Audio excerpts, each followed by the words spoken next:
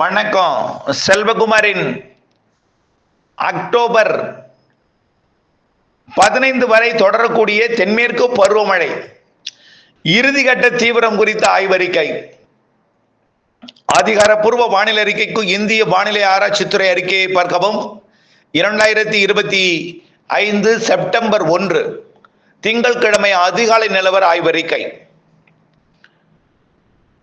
நாம நீண்டகால அறிக்கையில செப்டம்பர் 8க்கு மேல் தென்மேற்கு பருவமழை தீவிரமடையும் என்று சொல்லிக்கொண்டே இருக்கிறோம். இந்த அமைப்பு எந்தவித மாதிரியிலும் காட்டப்படாத நிலையில அழுத்தம் திருத்தமாக கூறுவதற்கான காரணத்தையும் இதுல விளக்குகிறேன்.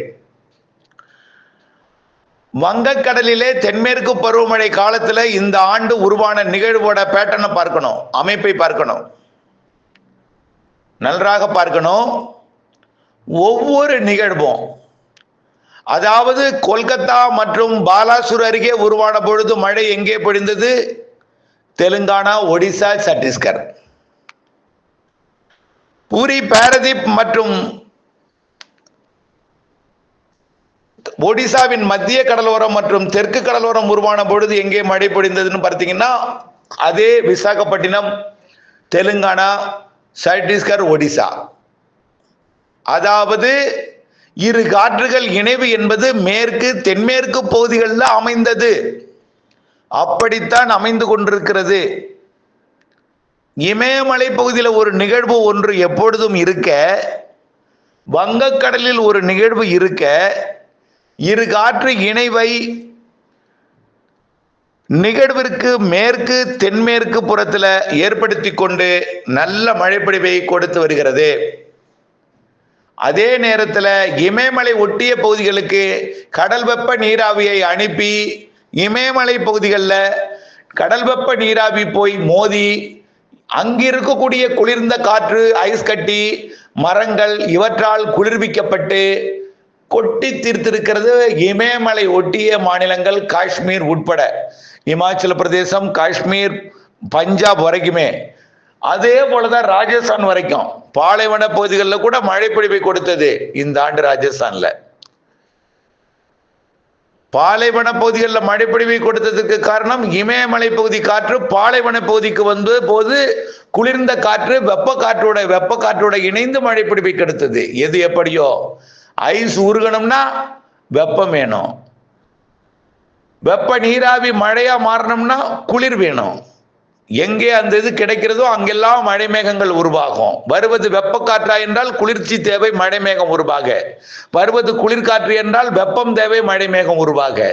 அதன் அடிப்படையில் பாலைவன பகுதிகளில் கூட மழை பொழிவை கொடுத்தது. அப்ப நிகழ்வு மேற்கு நோக்கி நகரும் பொழுதும் மழை பொழிவு எங்கே கொடுத்ததுன்னு பார்த்தீங்கன்னா மேற்கு புறம் தென்மேற்கு புறம் தான் மழை பொழிவை கொடுக்கிறது. வரக்கூடிய காலங்களில் எங்க நிகழ்வு உருவாகும்? இன்றைய நிகழ்வு எங்கே உருவாக போகுது?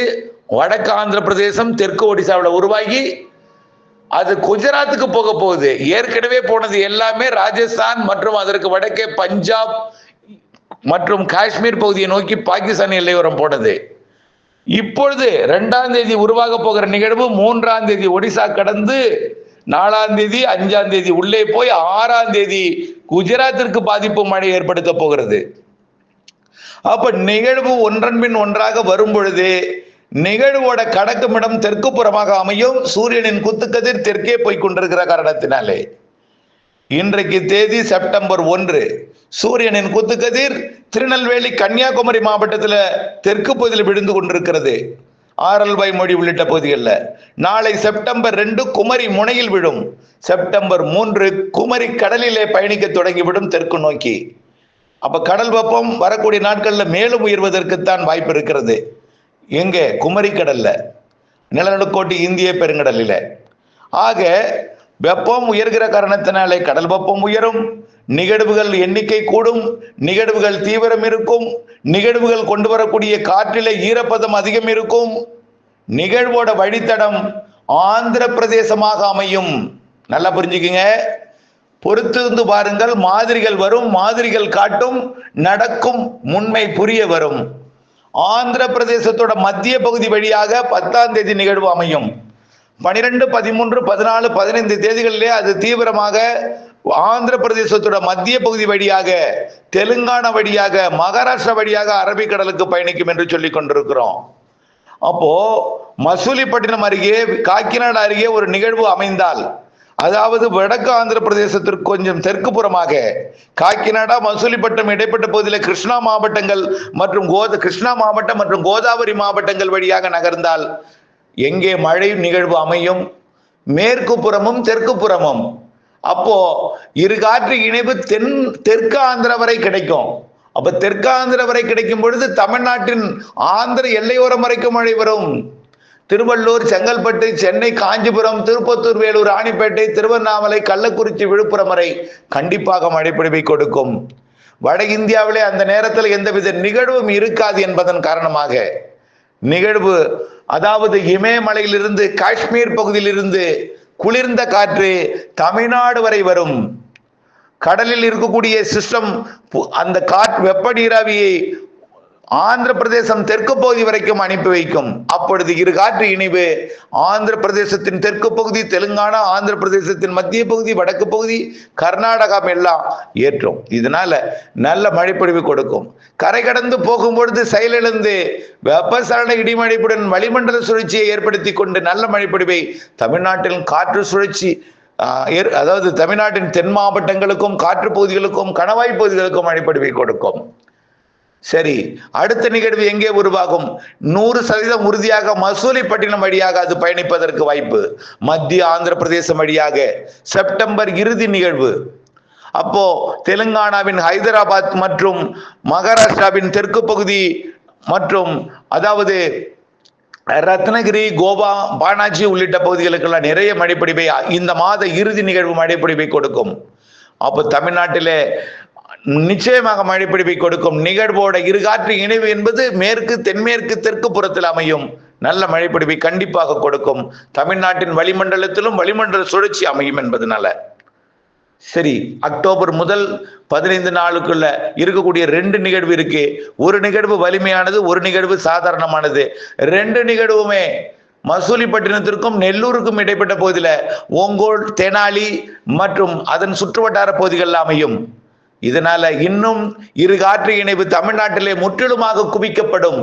இலங்கைக்கும் மழைப்பொழிவை கொடுக்கும் வகையில, தமிழ்நாட்டின் தென் மாவட்டங்களுக்கும் மழைப்பொழிவை கொடுக்கும் வகையில, கேரளா, கர்நாடகாவெல்லாம் தென்மேற்கு பருவமழை இறுதிக்கட்ட தீவிரத்தை கொடுக்கும் என்பதில் மாற்றம் இல்லை. பொறுத்திருந்து பாருங்கள். தமிழ்நாட்டிலே வெப்பச்சலன இடிமழைப்பொழிவு, வளிமண்டல சுழற்சி காரணமாக கூடுதல் மழைப்பொழிவு, மாலை இரவு மழைப்பொழிவு, இடைவெளியும் இருக்கும். நிகழ்வு வரும்பொழுதுதான் அந்த சிஸ்டத்தோட மழை, இடைவெளியும் இருக்கும். நிகழ்வு இருக்கும் பொழுது மழை பொழிவும் இருக்கும். இப்ப எப்படி 1ஆம் தேதி ஒரு மழை இருக்கும், 2ஆம் தேதி தீவிரம் குறைஞ்சிருக்கும், 3ஆம் தேதி மீண்டும் தீவிரம்னு சொல்லியிருக்கோம், 4ஆம் தேதி 2ஆம் தேதி விட கொஞ்சம் தீவிரம்னு சொல்லியிருக்கோம், 4ஆம் தேதி 3ஆம் தேதி விட தீவிரம் கம்மியான 2ஆம் தேதி விட தீவிரம் கூடன்னு சொல்லியிருக்கோம். இப்படிப்பட்ட மழைப்பொழிவுகள் ஏற்ற இறக்கத்துடன் இருந்து கொண்டிருக்கும். நல்ல மழைப்பொழிவு, சராசரிக்கு கூடுதல் இறுதிக்கட்ட தென்மேற்கு பருவமழை இருக்கிறது. ஒட்டுமொத்தத்தை பார்க்கும் பொழுது தென்மேற்கு பருவமழை செப்டம்பர் 30ஓட புள்ளி விவரம் நிறைவடைந்தாலும் அதிலேயே சராசரிக்கு கூடுதல் இருக்கும். அக்டோபர் 1 தென்மேற்கு பருவமழை பொழிந்தாலும் வடகிழக்கு பருவமழை புள்ளி விவரத்துல எழுதப்படும் என்பதனால வடகிழக்கு பருவமழை அந்த நேரத்துல பொழியாமல் தென்மேற்கு பருவமழை வடகிழக்கு பருவமழை கணக்கில் சேர்ந்து நல்ல மழைப்பொழிவை கொடுத்து கொண்டிருக்கும். ஆக அக்டோபர் 18 வடகிழக்கு பருவமழை தொடங்கும். அக்டோபர் 15 வரை தென்மேற்கு பருவமழை தொடரும். 2-3 நாட்களிலே அப்படியே தலைகீழாக வடகிழக்கு பருவமழையாக அக்டோபர் 18 திரும்பும் என்பதில் மாற்றமில்லை. ஆக இறுதிக்கட்ட தென்மேற்கு பருவமழை கண்டிப்பாக தீவிரம் இருக்கும். காற்று பகுதி, கணவாய் பகுதிகளுக்கும் மழைப்பொழிவை கொடுக்கும். நம்பிக்கையுடன் இருக்க வேண்டும். சற்றே பொறுமை காத்திருக்கல்.